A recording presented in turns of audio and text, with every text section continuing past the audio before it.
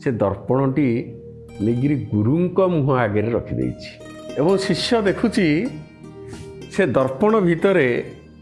गुरुंकर मनोभाव ये जो क्रोध वासना अहंकार मोह ये गुरुंकर मनोभाव भितरे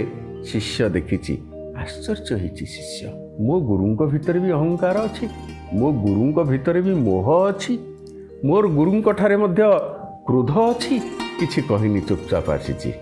ता भितर गोटे जिज्ञासा बढ़ी जेतेबेले गोटे जिनिस आमको प्राप्ति हुए बा आम भितर जानिबार इच्छा थाए तार आमे विभिन्न मार्गरे प्रयोग करिथाउ जानिबार इच्छा थाए से ता घर को आसीची